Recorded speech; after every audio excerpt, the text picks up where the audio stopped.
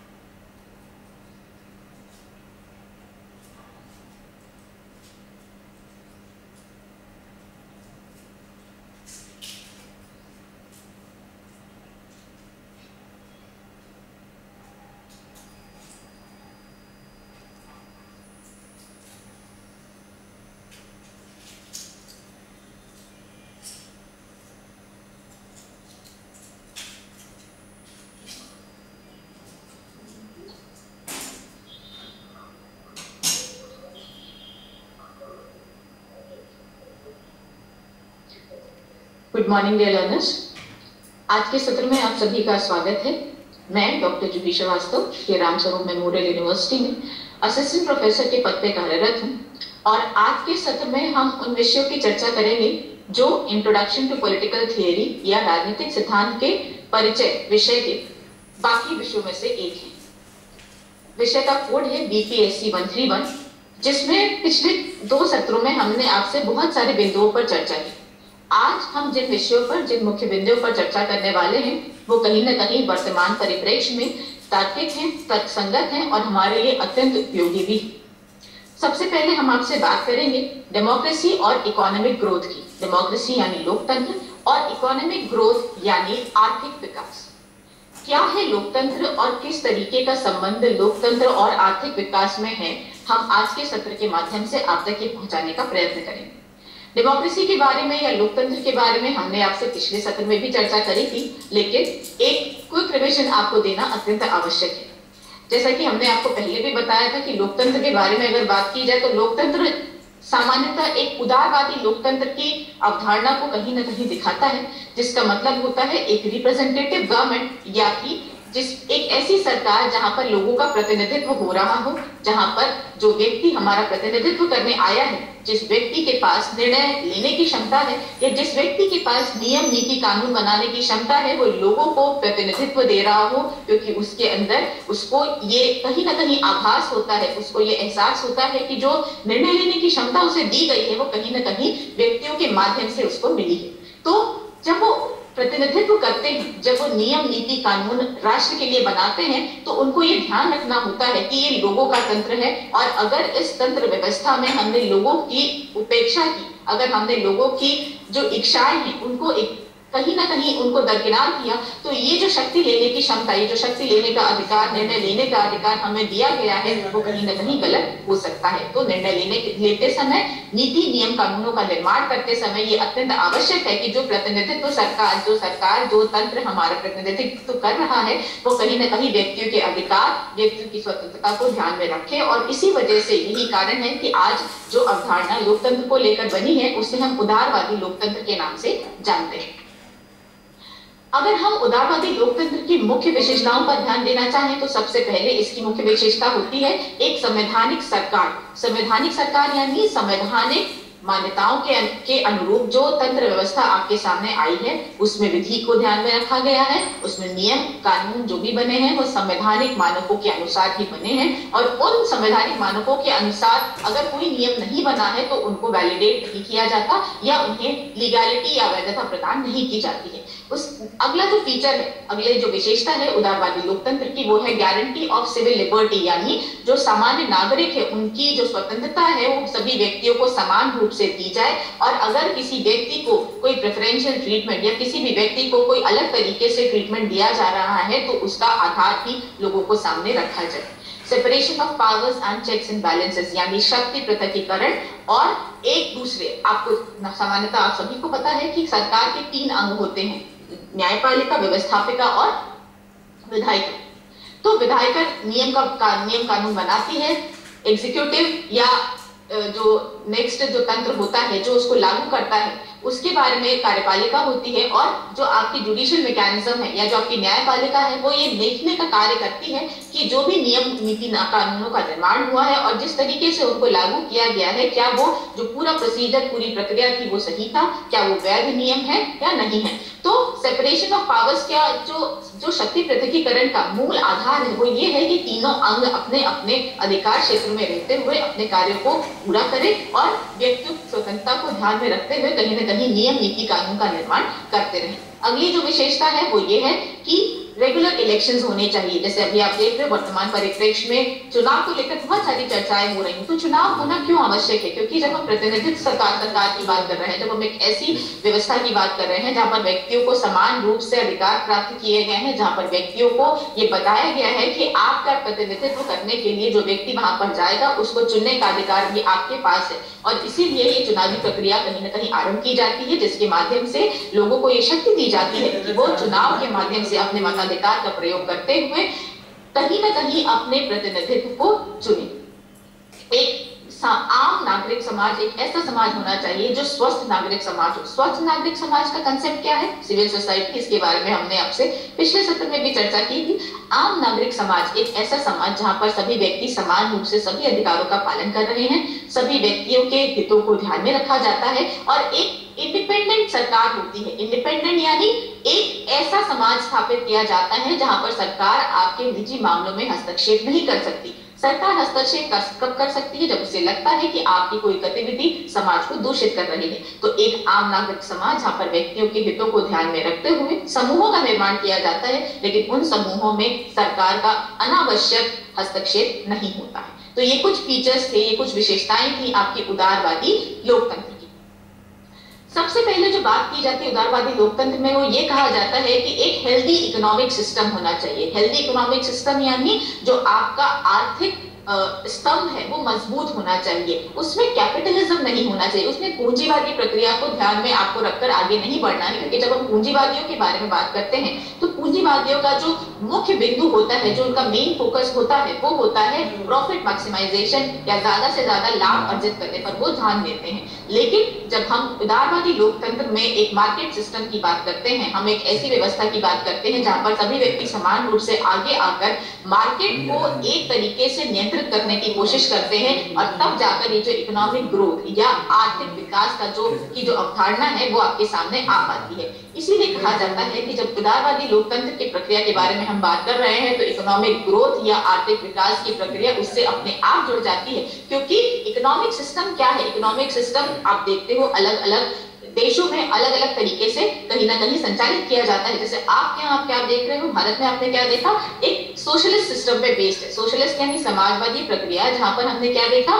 कि हम सिर्फ प्रॉफिट मेकिंग पे बात नहीं कर रहे हैं, हम सिर्फ लाभ अर्जित करने की प्रक्रिया में बात नहीं कर रहे हैं, हम ये देख रहे हैं कि जो भी इन्वेस्टमेंट किया जा रहा है इकोनॉमिक एस्पेक्ट में, जो भी हम कहीं ना कहीं पूंजी का निवेश कर रहे हैं, वो जो हम गुड्स एंड सर्विसेज का प्रोडक्शन कर रहे हैं, वो कहीं ना कहीं मार्केट को भी एक अच्छी अवस्था में लेकर जाए और व्यक्तियों के हितों को भी ध्यान में रखें। तो ये माना जाता है कि जब आप उदारवादी लोकतंत्र की बात कर रहे हो तो उदारवादी लोकतंत्र में आर्थिक स्वतंत्रता प्राप्त होती है लोगों को, और जब लोगों को आर्थिक स्वतंत्रता प्राप्त होती है तो आर्थिक विकास होना स्वाभाविक है। आर्थिक स्वतंत्रता का मतलब ये नहीं है कि आप मार्केट को अपने तरीके से संचालित या नियंत्रित करने की कोशिश कर रहे हो। आप किस तरीके से मार्केट को नियंत्रित कर रहे हो? आप ये देख रहे हो कि समाज में किस तरीके की चीजों की आवश्यकता है और मार्केट में उन्हीं चीजों को आप कहीं ना कहीं उनको अवेलेबल कराने की कोशिश कर रहे हो, उनकी उपलब्धि का कहीं ना कहीं आप साधन बनाने की कोशिश कर रहे हो। और जो नियम नीति कानूनों का निर्माण आर्थिक परिप्रेक्ष्य में हो रहा है वो भी इन बातों को ध्यान में रख के हो रहा है कि आम जनता का भला, आम जनता का जो कल्याण है वो उससे किस तरीके से प्रभावित हो सकता है। तो ये माना जाता है कि अगर आप उदारवादी लोकतंत्र की अवधारणा में कहीं ना कहीं विकास की प्रक्रिया को ढूंढने का प्रयत्न कर रहे हैं तो वो जरूर आपको दिखाई देगा, क्योंकि उदारवादी अवधारणा, उदारवादी लोकतंत्र की अवधारणा में मार्केट में सरकार का अनावश्यक हस्तक्षेप कम होता है, लोगों को स्वतंत्रता दी जाती है कि अपनी क्षमताओं का इस्तेमाल करते हुए वो आर्थिक विकास में एक सहयोगी बने। इकोनॉमिक ग्रोथ है क्या? अगर हम इस सवाल को ढूंढने का, इस सवाल के जवाब का ढूंढने का प्रयत्न करें तो हमें उत्तर मिलेगा कि इकोनॉमिक ग्रोथ या आर्थिक विकास एक ऐसी प्रक्रिया है जिसके माध्यम से राष्ट्र की जो संपत्ति होती है, राष्ट्र का जो वेल्थ होता है, वो समय के साथ बढ़ता जाता है। अगर समय के साथ राष्ट्र की पूंजी बढ़ नहीं रही है तो हम नहीं कह सकते कि आर्थिक विकास हो रहा है। आर्थिक विकास में जब हमने बोला कि राष्ट्र की पूंजी बढ़ रही है, राष्ट्र की जो संपत्ति है वो बढ़ रही है, इसका मतलब है कि जो हमने गुड्स और सर्विसेज, जो हमने संसाधन अवेलेबल करवाए हैं लोगों को, जिन गुड्स को हमने प्रोड्यूस किया है, उनकी जो मार्केट वैल्यू है वो बढ़ रही है। ऐसा नहीं कि आज अगर आपने देखा कोई चीज आपने प्रोड्यूस करी है, कोई एक, मान लो आप एक पेन की बात करते हो और उस पेन की कीमत आज के वर्तमान परिप्रेक्ष्य में 10 रुपए है, लेकिन हम कैसे बोलेंगे कि इकोनॉमिक ग्रोथ हुआ? जब हमने ये देखा कि उसकी डिमांड भी बढ़ी और डिमांड के साथ साथ उसकी जो वैल्यू थी वो भी बढ़ जाती है और उसके प्राइस में आपने थोड़ी सी बढ़ोतरी देखी, लेकिन प्राइस की बढ़ोतरी के साथ आपने ये नहीं देखा कि उसकी डिमांड कम हो गई है। तो इसका मतलब जो आपने गुड प्रोड्यूस किए, जिस गुड को आपने मार्केट में लाने की कोशिश करी, उसकी क्वालिटी इतनी अच्छी थी कि लोगों ने उसको और डिमांड करी और उस डिमांड को ध्यान में रखते हुए प्रोडक्शन को भी बढ़ाया गया और साथ ही साथ उसकी मार्केट वैल्यू भी बढ़ गई। तो जब हम लॉन्ग टर्म इकोनॉमिक ग्रोथ की बात करते हैं, लॉन्ग टर्म इकोनॉमिक ग्रोथ यानी जो आर्थिक विकास है वो कम समय के लिए नहीं बल्कि एक विजनरी पर्सपेक्टिव से आया है। हमने ये भी देखा है कि आज से 10 साल बाद भी हमारा जो आर्थिक विकास है वो कंटिन्यू रहे, वो निरंतर बना रहे। और वो कब होगा? जब हम ये देखेंगे कि जो नेशनल इनकम राष्ट्र की हो रही है, नेशनल इनकम यानी जो राष्ट्रीय आय है, किसी भी राष्ट्र की जो राष्ट्रीय आय है वो बढ़ रही है और जो एम्प्लॉयमेंट रेट है, एम्प्लॉयमेंट रेट यानी रोजगार की जो दर है वो बढ़ रही है और लोगों का जो रहने का स्तर है, स्टैंडर्ड ऑफ लिविंग, उसमें भी लगातार वृद्धि हो रही है। तो हम कह सकते हैं कि इकोनॉमिक ग्रोथ का या आर्थिक विकास की जो प्रक्रिया है वो लगातार पॉजिटिव तरीके से आगे बढ़ रही है। अब एक सवाल उठता है कि क्या आर्थिक विकास और इकोनॉमिक ग्रोथ और इकोनॉमिक डेवलपमेंट क्या एक है? नहीं, क्योंकि सामान्यतः जब आपने विज्ञान के क्षेत्र में भी ये सुना होगा कि ग्रोथ और डेवलपमेंट में अंतर होता है। ग्रोथ यानी वृद्धि और डेवलपमेंट यानी विकास। तो आर्थिक वृद्धि और आर्थिक विकास में क्या अंतर है? एक अंतर ये दिखाई देता है कि वृद्धि को आप कहीं ना कहीं माप सकते हो, लेकिन विकास को किसी पैरामीटर पे मापना आपके लिए संभव नहीं हो पाता है।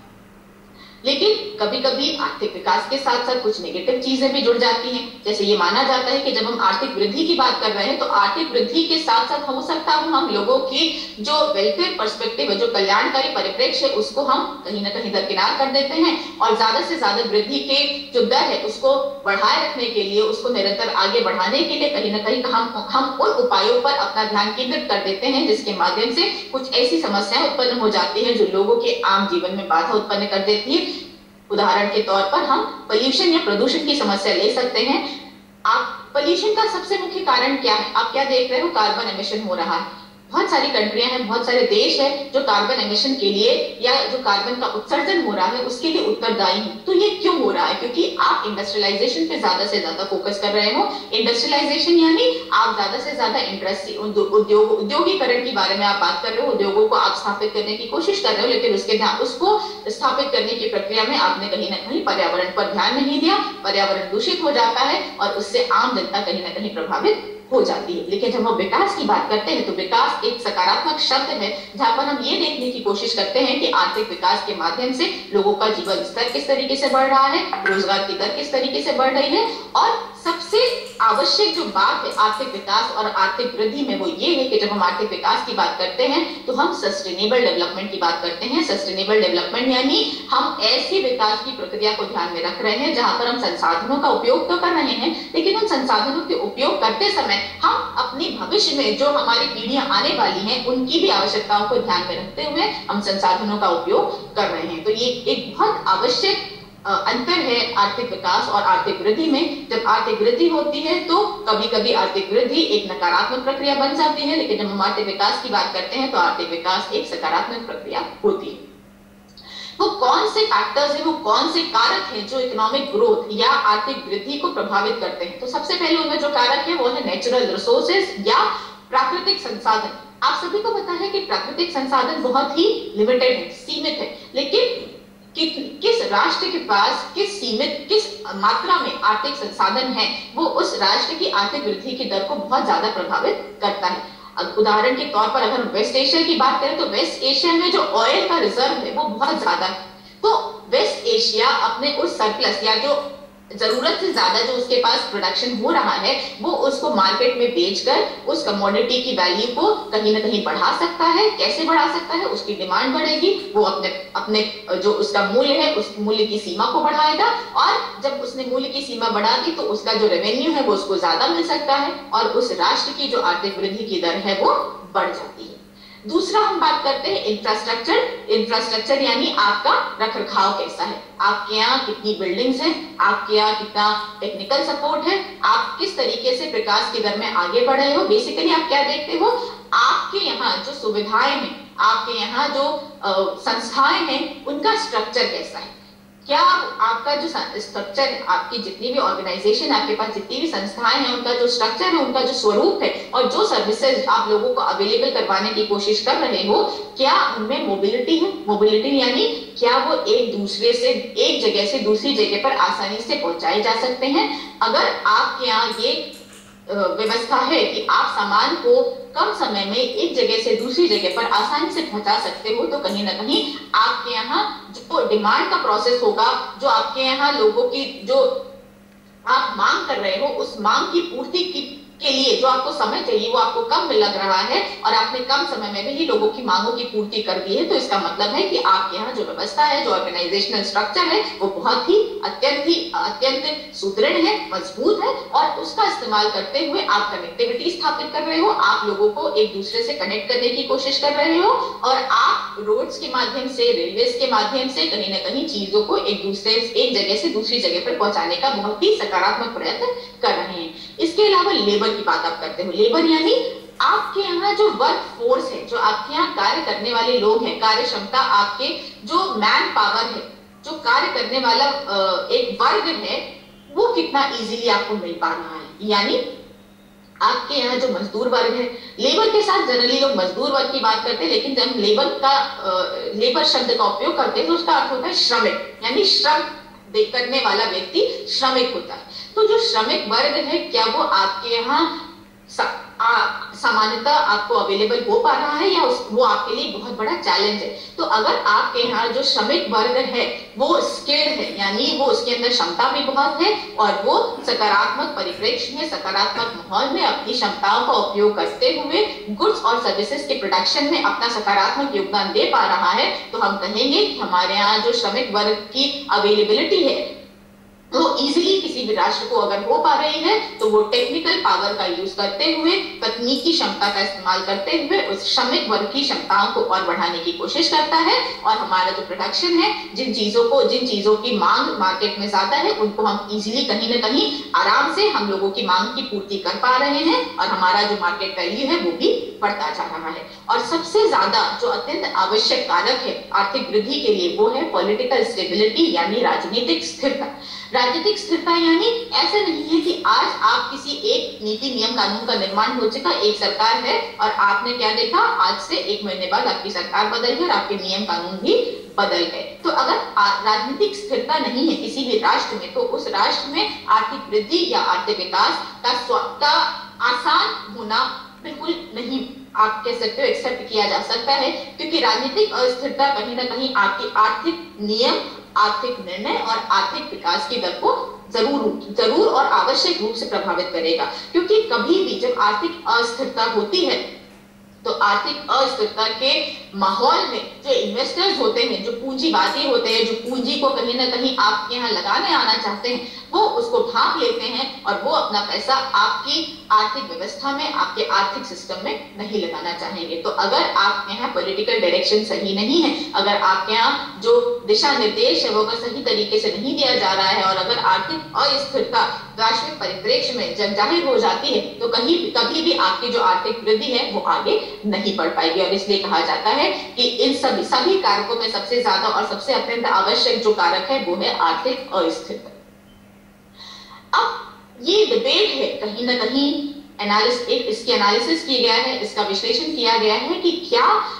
लोकतंत्र और आर्थिक विकास आपस में जुड़े हुए हैं। कुछ लोगों ने बोला कि लोकतंत्र और आर्थिक विकास एक दूसरे के साथ कंपैटिबल है, यानी एक साथ चलते हैं। लेकिन कुछ लोगों ने यह भी बोला कि आर्थिक विकास, आर्थिक वृद्धि और जो लोकतंत्र है वो एक साथ नहीं चलते। अब ये भी देखा जाता है कि ऐसा क्यों, ये माना गया कि चाहे लोकतंत्र हो या लोकतंत्र नहीं हो, उन दोनों का प्रभाव आर्थिक विकास की दर पर, आर्थिक वृद्धि की प्रक्रिया पर जरूर पड़ता है। अगर लीगल स्टेबिलिटी नहीं, डेमोक्रेसी या लोकतंत्र में सबसे पहले बात आप क्या करते हो, लीगल स्टेबिलिटी या रूल ऑफ लॉ की, यानी विधि का शासन। अगर विधि का शासन है, अगर सामाजिक स्थिरता है, तो अगर ये दो चीजें हैं जहां पर आप सामाजिक स्थिरता यानी कोई कलह नहीं है, कोई कलेश नहीं है, और विधि का शासन है यानी सभी व्यक्ति विधि को मानते हुए अपने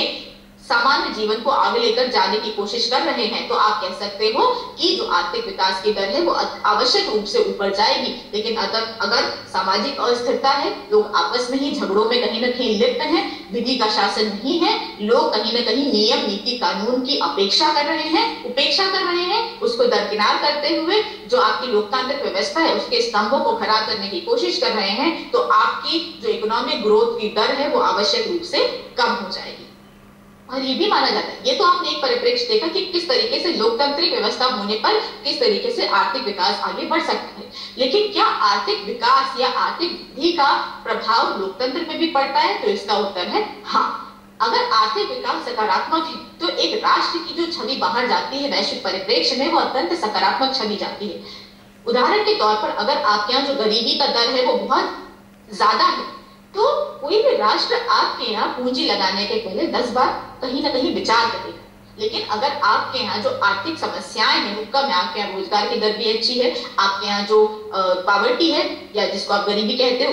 उस बिलो पॉवर्टी लाइन के नीचे जो रहने वाले लोग थे, जब वो ऊपर आने लगते हैं, आपका जो रेशियो है पॉवर्टी का जब वो कम होने लगता है, तो ये माना जाता है कि अगर ये चीजें कम हो रही हैं तो इसका मतलब राष्ट्र की एक सकारात्मक छवि वैश्विक पटल पर जा रही है, और इसका मतलब है कि आर्थिक विकास की दर बहुत अच्छी है, और वो आर्थिक विकास की अच्छी दर बाकी राष्ट्रों को आपकी तरफ आकर्षित करने में बहुत अच्छा योगदान देती है। तो ये माना जाता है कि लोकतंत्र का प्रभाव भी आर्थिक विकास पर होता है और आर्थिक विकास का प्रभाव भी लोकतंत्र पर होता है। इसी आर्थिक विकास और राजनीति और लोकतंत्र के बीच के संबंधों को समझाने के लिए एक ली हाइपोथेसिस यूज की जाती है, ली हाइपोथेसिस का इस्तेमाल किया जाता है। ली हाइपोथेसिस सिंगापुर के एक प्रधानमंत्री थे ली क्वान यू, उन्होंने इस हाइपोथेसिस के बारे में सबसे पहले बात करी थी। हाइपोथेसिस यानी परिकल्पना जिसको आप कहते हो, जिसमें आपने पूर्वानुमान लगा लिया है कि ऐसा अगर होता है तो ऐसा ही होगा। तो ली के अनुसार उनका यह मानना था कि एक पॉलिटिकल सिस्टम यानी एक राजनीतिक जो सिस्टम है उसका जो एक वास्तविक जो परीक्षण है वो आप कैसे देखोगे, आप कैसे मानोगे कि जो पॉलिटिकल सिस्टम है वो वास्तव में सकारात्मक पॉलिटिकल सिस्टम है? आप ये देखोगे कि वहां जो ज्यादा से ज्यादा लोगों का जो लिविंग स्तर है, जो उनका लिविंग स्टैंडर्ड है वो किस तरीके से है। अगर आपका जो पॉलिटिकल सिस्टम है वो लोगों के स्टैंडर्ड ऑफ लिविंग यानी उनकी जीवन स्तर में सुधार लाने की कोशिश कर पा रहा है तो वो एक अच्छा पॉलिटिकल सिस्टम है। लेकिन अगर वो ऐसा नहीं कर पा रहा है तो वो एक अच्छा पॉलिटिकल सिस्टम नहीं माना जाता है। ली हाइपोथेसिस में विश्वास करने वाले लोग हैं, उनका ये मानना था कि पॉलिटिकल और सिविल राइट्स यानी जो आपके नागरिक अधिकार हैं, जो आपके राजनीतिक अधिकार हैं, वो बाद में ध्यान में आते हैं। सबसे पहले लोग अपने आर्थिक अधिकारों के बारे में बात करते हैं, क्योंकि अगर आर्थिक रूप से वो स्वतंत्र नहीं है, अगर उनके मन में चिंता है कि वो अपनी मूलभूत आवश्यकताओं को कैसे पूर्ण करेंगे, रोटी कपड़ा और मकान हर व्यक्ति की मूलभूत आवश्यकता होती है, और अगर इस मूलभूत आवश्यकताओं को हम पूरा नहीं कर पा रहे हैं तो ये सामान्य सी बात है कि हम अपने मताधिकार का प्रयोग करने में उतना रुचि नहीं दिखाएंगे, क्योंकि जब हमारी आवश्यकताएं नहीं पूरी हैं तो बाकी समस्याओं पर हमारा ध्यान नहीं जाएगा। इसलिए ली हाइपोथेसिस में विश्वास करने वाले जो स्कॉलर्स हैं उनका ये मानना था कि सबसे पहले एक राष्ट्र को इकोनॉमिक फ्रीडम देनी चाहिए, सबसे पहले एक राष्ट्र को आर्थिक रूप से लोगों को चिंता मुक्त करना पड़ेगा, क्योंकि हर व्यक्ति ये चाहेगा कि वो आर्थिक जो गरीबी है उससे दूर रहे। जो डिप्रिवेशन है, जो डिप्राइव्ड वर्ग होता है, एक ऐसा सेक्शन, एक ऐसा वर्ग जो कहीं ना कहीं गरीबी को उसने झेला है, वो पहले उससे ऊपर आना चाहेगा, ना कि वो ये चाहेगा कि उसे राजनीतिक स्वतंत्रता मिले या उसे नागरिक अधिकार मिले। हम नागरिक स्वतंत्रता और राजनीतिक अधिकार का उपयोग तभी करेंगे जब हमें ये कहीं ना कहीं विश्वास हो जाए कि हमारा जो राष्ट्र है वो इस तरीके से सक्षम है कि वो हमारी मूलभूत आवश्यकताओं को पूरा कर सकता है। ली क्वान यू ने एक कमेंट भी दिया था, उन्होंने बोला था कि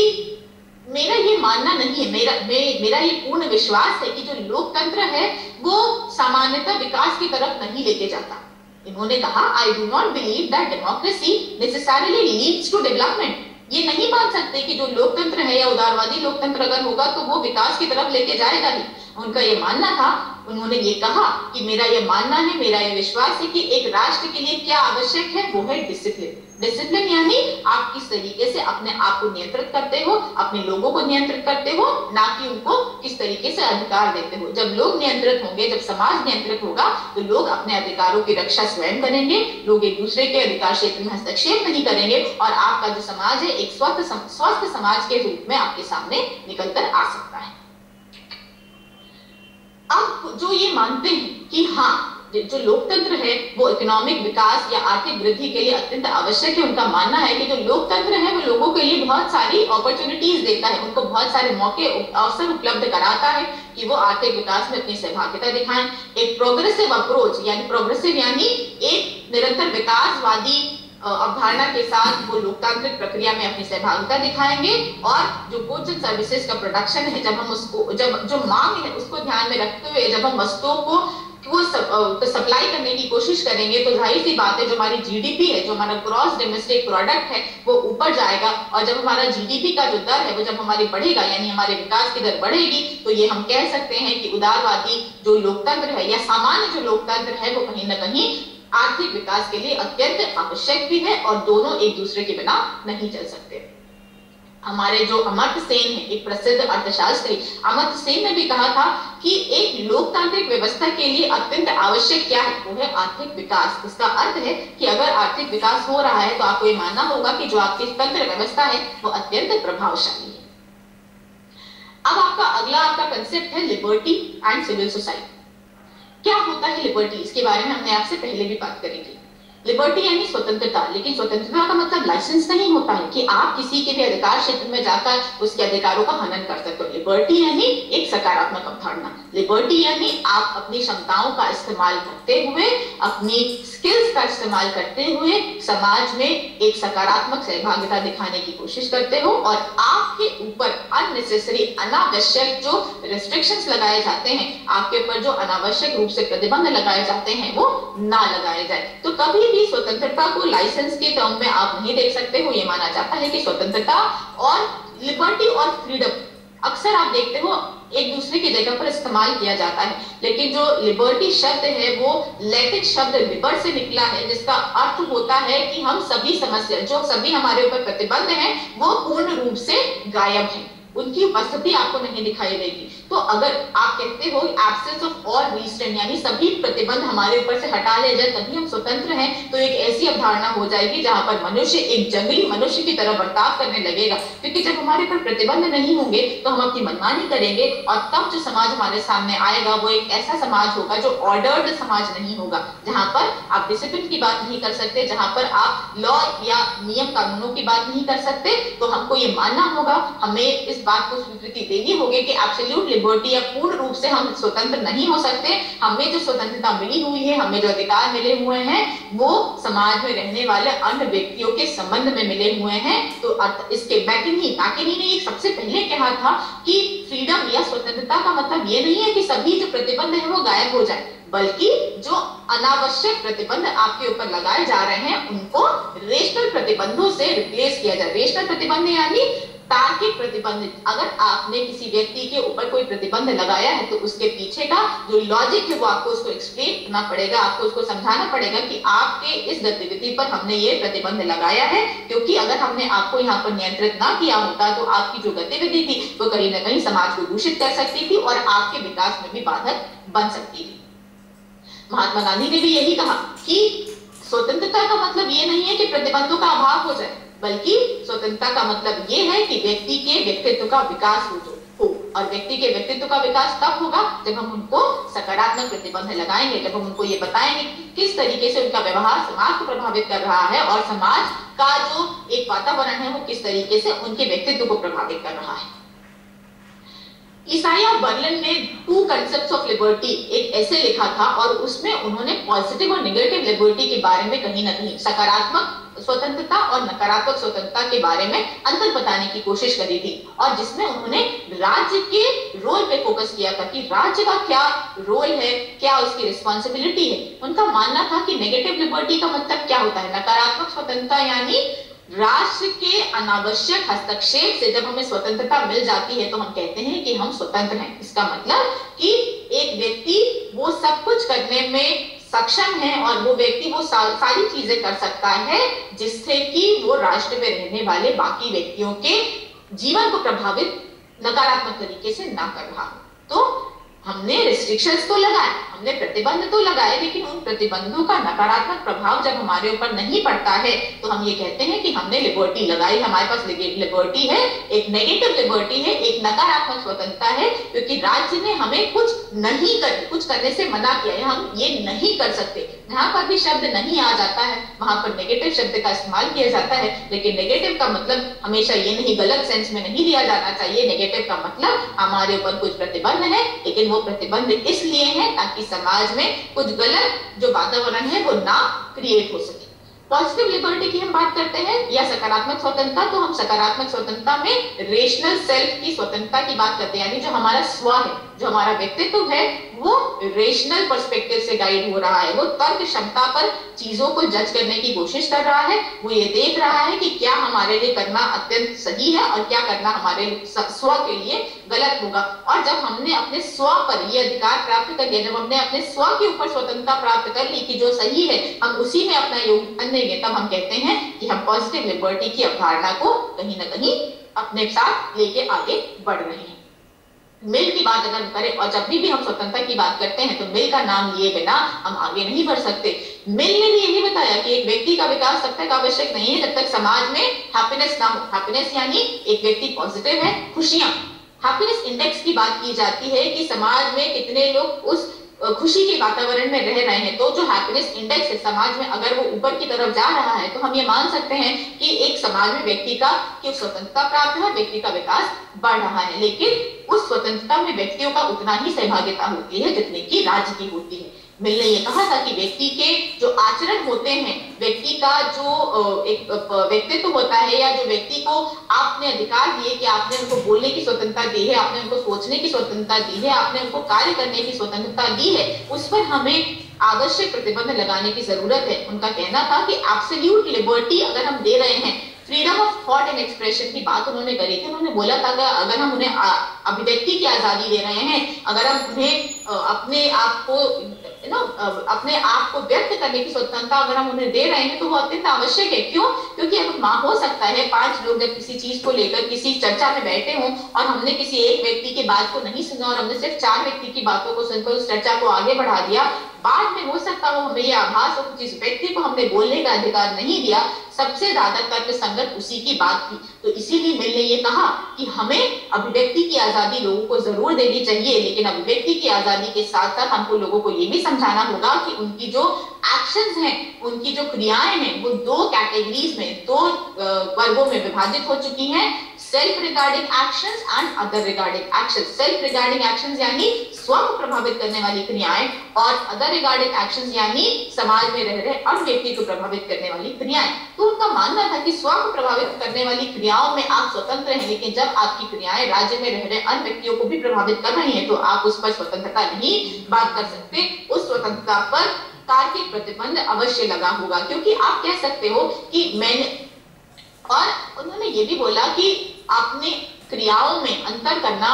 कभी आपको कठिन भी लग सकता है, क्योंकि एक व्यक्ति ये कहता है, आप मानते हो,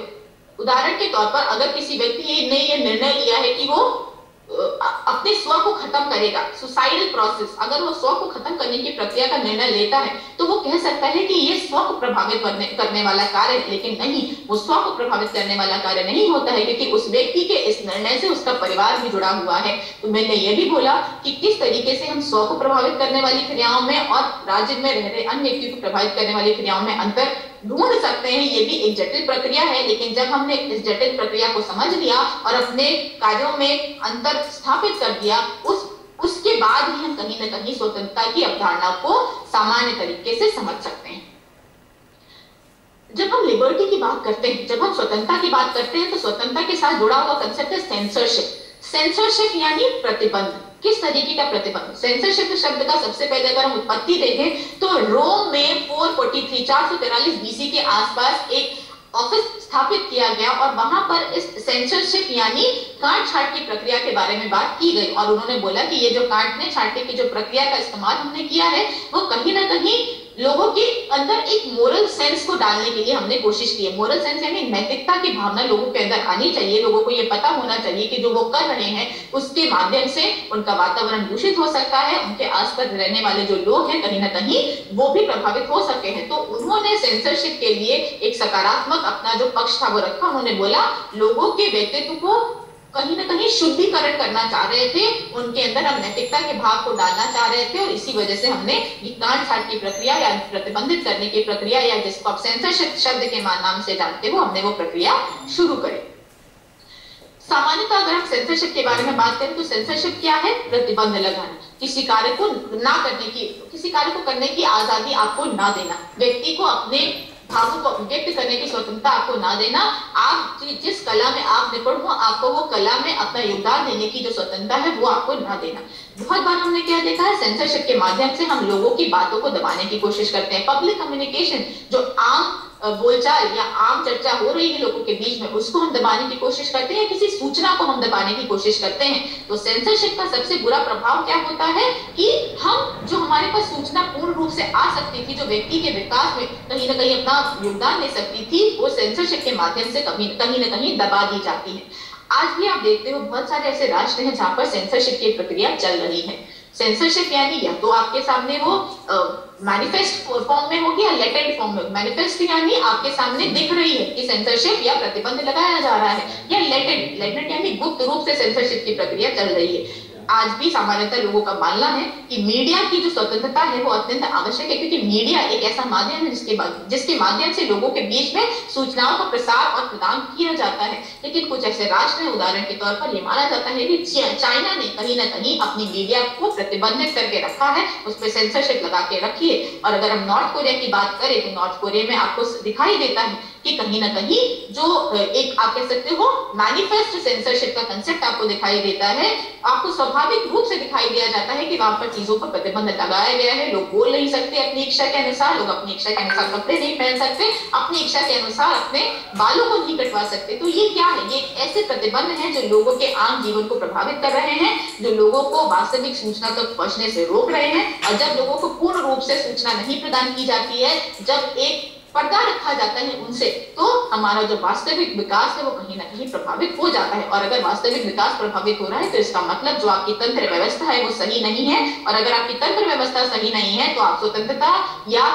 जो आप आजादी की बात करते हो वो आपको नहीं मिल पाएगी। और अगर सेंसरशिप है तो इसका मतलब जो नियंत्रण है सरकार का वो कहीं ना कहीं नकारात्मक नियंत्रण हो रहा है लोगों के जीवन पर। और जब तंत्र व्यवस्था में नकारात्मक नियंत्रण की प्रक्रिया होती है तो व्यक्ति का विकास होना स्वाभाविक नहीं है और लोगों की जो स्वतंत्रता है वो बाधित या प्रतिबंधित हो जाती है।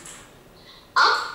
कुछ एक ऐसा वर्ग है जो लिबर्टी या स्वतंत्रता और सेंसरशिप यानी काट छांट या प्रतिबंध के बीच में संबंधों को स्थापित करने का या संबंधों की विश्लेषण करने की कोशिश करता है।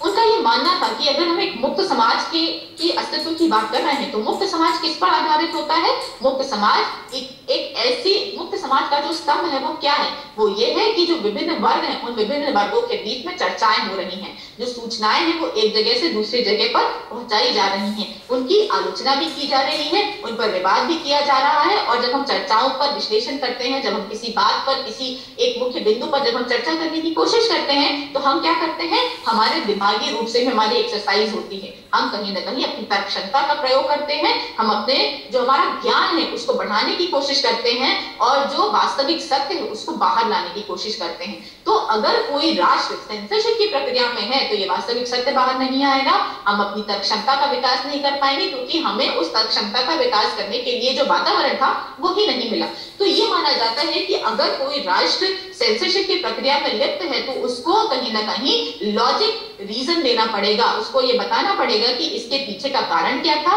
इसके पीछे का तर्क क्या है और क्यों हमने इस जो सूचना था इसको हमने छुपा के रखा। और अगर राष्ट्र और व्यक्तियों के बीच में लगातार द्वंद्व बना हुआ है तो कभी भी हम ये नहीं कह सकते कि व्यक्ति को स्वतंत्रता मिली हुई है। तो जो जेएस मिल थे वो सेंसरशिप के अगेंस्ट थे। उनका मानना था कि जब तक हम अपने विचारों को आगे नहीं रखेंगे, जब तक हम लोगों के साथ चर्चाओं में नहीं लिप्त होंगे, तब तक हम सत्य और असत्य के बीच का जो अंतर है उसको देख नहीं पाएंगे, और अगर सेंसरशिप होती है तो सेंसरशिप के माध्यम से राष्ट्र वास्तविक सत्य को छुपाने की प्रक्रिया में लिप्त हो जाता है, और इसका मतलब वो सकारात्मक नहीं है। Karl Popper open society and its enemies के नाम से उन्होंने एक बुक लिखी, एक किताब लिखी, और उन्होंने ये बताया कि किस तरीके से राष्ट्र और समाज व्यक्तियों के जो स्वतंत्रता है उसमें हस्तक्षेप कर सकता है।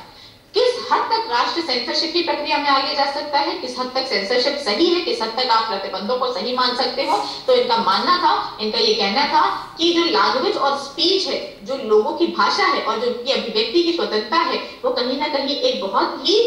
शक्तिशाली माध्यम है किस चीज का, लोगों तक विचारों को पहुंचाने का। अगर आपने लोगों की लैंग्वेज और लोगों की स्पीच पर प्रतिबंध लगा दिया तो कभी भी आप एक ऐसे समाज को स्थापित नहीं कर पाओगे जो व्यक्ति के व्यक्तित्व में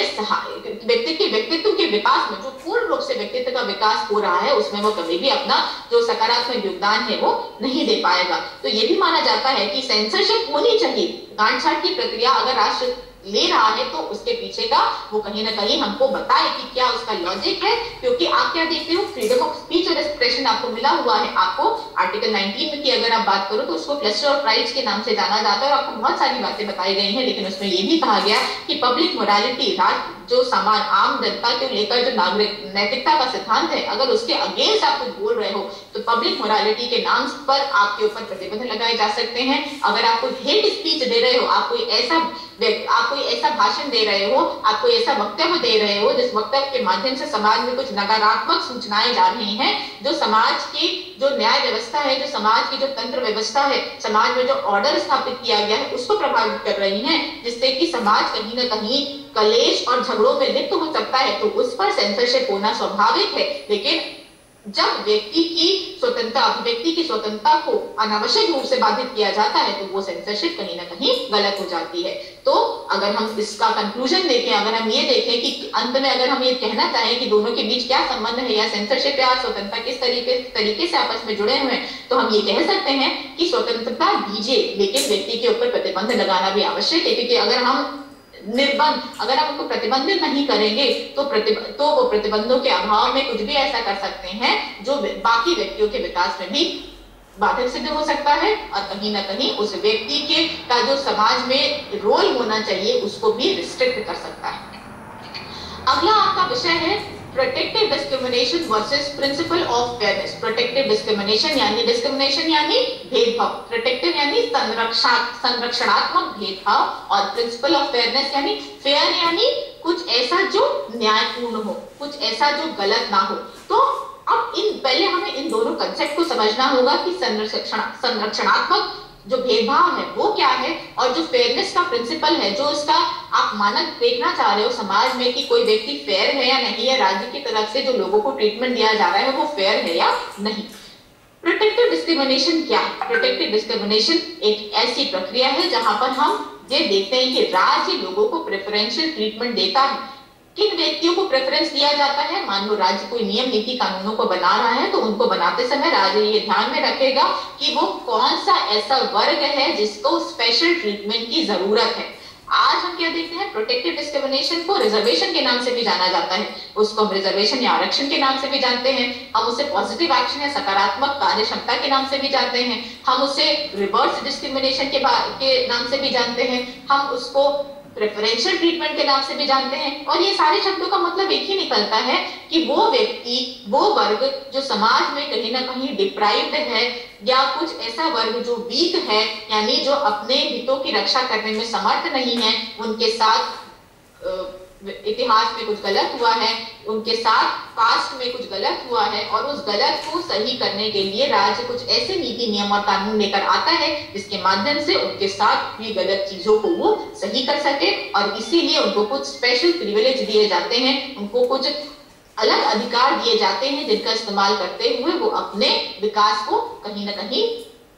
समझ पाते हैं। वो ये देख सकते हैं कि मान लो उदाहरण के तौर पर अगर हम देखें अब अगर आप देखो एक ऐसा व्यक्ति, आप एजुकेशन सिस्टम में क्या देखते हो, रिजर्वेशन दिया जाता है। क्यों दिया जाता है? ईडब्ल्यूएस कैटेगरी में आपको फीस कम देनी पड़ती है और बाकी जो जनरल कैटेगरी में बच्चे होते हैं उनको फीस इतनी ही देनी पड़ती है। क्यों हमने ऐसा कहा? क्योंकि हमें पता है ईडब्ल्यूएस इकोनॉमिकली वीकर सेक्शन, जो आर्थिक रूप से सक्षम नहीं है, लेकिन उसको भी शिक्षा की उतनी ही आवश्यकता है जितना कि एक डॉक्टर के जो बेटा है उसको आवश्यकता है। तो हमने क्या किया, हमने उनको समान रूप से शिक्षा प्राप्त करने का अधिकार दिया और ईडब्ल्यूएस कैटेगरी में डालकर, इकोनॉमिक वीकर सेक्शन में डालकर हमने उस बच्चे को शिक्षा का अधिकार प्रदान करने की कोशिश करी जो हो सकता हो सामान्य तौर पर शिक्षा को ग्रहण ना कर पाता। तो इसको हम कहते हैं प्रोटेक्टिव या पॉजिटिव डिस्क्रिमिनेशन, जहां पर हमने भेदभाव तो किया लेकिन हमने कुछ पॉजिटिव रीजन के नाम पर किया, हमने कुछ सकारात्मक परिप्रेक्ष्य में किया। हमने ये बोला कि एक ऐसा सेक्शन है, एक ऐसा वर्ग है जो अंडर प्रिविलेज है, यानी समाज में एक ऐसा वर्ग है जो अपने अधिकारों का उपयोग नहीं कर पा रहा है, जिनके साथ पास में भेदभाव किया गया है, जिनके साथ कुछ ऐसी गतिविधियां की गई हैं जिससे वो अपने हितों की रक्षा नहीं कर पा रहे हैं। तो उनके हितों की रक्षा करने के लिए और उनको समाज में बाकी लोगों के साथ खड़ा करने के लिए राज्य की तरफ से कुछ ऐसी नीतियां आती हैं जो उनको कहीं ना कहीं प्रेफरेंस देती हैं।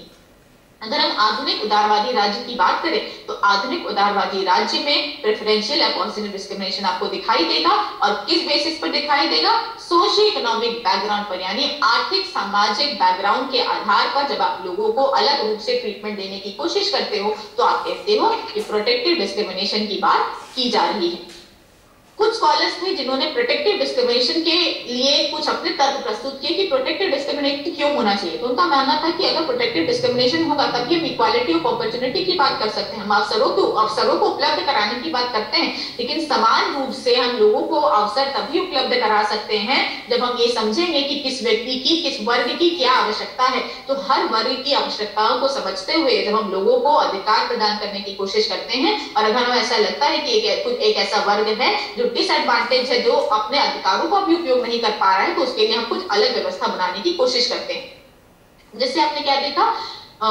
जिसको हमने दिव्यांग का नाम दिया है। दिव्यांग यानी वो व्यक्ति जो फिजिकली केपेबल नहीं है सारे कार्यों को करने में। तो इसका क्या अर्थ हुआ कि हम उन्हें समाज के मेन वर्ग से अलग कर दें? नहीं, समाज के मुख्य वर्ग से वो अपने आप को कटा हुआ ना महसूस करे, इसके लिए हमने क्या किया, हमने उन्हें अवसरों की समानता प्रदान करी। राज्य ने कुछ ऐसी व्यवस्था करी जिसके माध्यम से वो समाज के साथ अपने आप को जोड़ सके। और आज आप क्या देख रहे हो, आज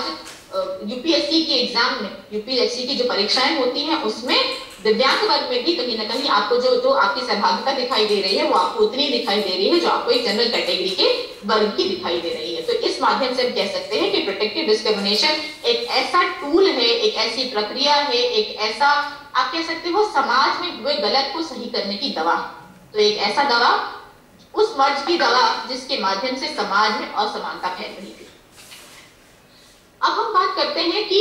फेयरनेस क्या है। हमने रिजर्वेशन की बात कर ली, हमने पॉलिसी डिस्क्रिमिनेशन की बात कर ली कि लोगों को ध्यान में रखते हुए पॉलिसीज को की अलग लोगों की आवश्यकताओं को, अलग अलग वर्गों की अलग अलग आवश्यकताओं को ध्यान में रखते हुए हम कहीं ना कहीं समाज में न्याय व्यवस्था को स्थापित करने की कोशिश करते हैं। तो जब हमने ये बात करी तो हमने देखा कि रिजर्वेशन भी एक बहुत अच्छा टूल है कहीं ना कहीं एक समानता स्थापित करने का। हमने अपने संविधान में क्या देखा, हमने देखा कि हम जस्टिस की बात करते हैं। प्रस्तावना में अगर आपने देखा होगा तो प्रस्तावना में संविधान प्रस्तावना में ये बताया गया कि हम जस्टिस की बात करेंगे, सोशियो इकोनॉमिक और पॉलिटिकल, यानी आर्थिक न्याय व्यवस्था होगी और सामाजिक न्याय प्रक्रिया होगी और राजनीतिक प्रक्रिया में भी हम न्याय व्यवस्था की बात करेंगे। तो ये कब होगा, जब हम लोगों को समान रूप से अधिकार देंगे, जब हम उनकी असमानताओं को समझते हुए भी उन्हें समान रूप से समाज में आगे आने की कोशिश करेंगे।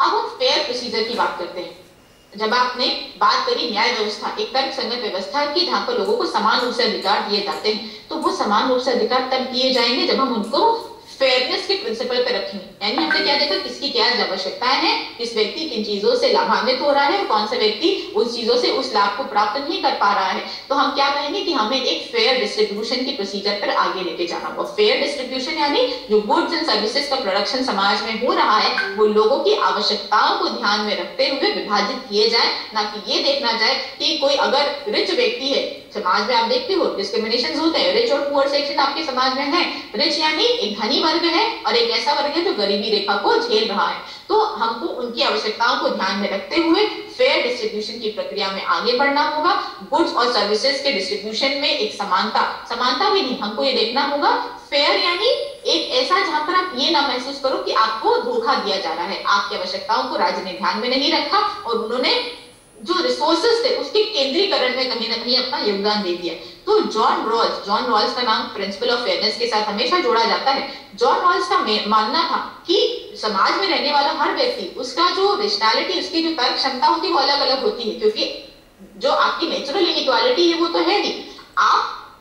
प्राकृतिक रूप से असमान है, आपकी जो तर्क क्षमता है वो भी अलग अलग है और आप सेम सोशियो इकोनॉमिक कंडीशन में भी नहीं रहते हैं। लेकिन आप क्या मान रहे हो, उनका ये मानना था कि जब ये चीजें जब राष्ट्र को समझ में आने लगती हैं, राज्य में जो नीति निर्माण करने वाली जो व्यवस्था है, जब उसको ये चीजें समझ में आने लगती हैं कि हर व्यक्ति की जो उसकी आवश्यकताएं हैं वो अलग अलग है और उनको ध्यान में रखते हुए ही हमें समाज में न्याय व्यवस्था को स्थापित करना है, तब हम कहते हैं कि प्रिंसिपल ऑफ फेयरनेस को हमने कहीं ना कहीं राष्ट्र में या राज्य में स्थापित कर लिया है। और जब प्रिंसिपल ऑफ फेयरनेस की हम बात करते हैं, जब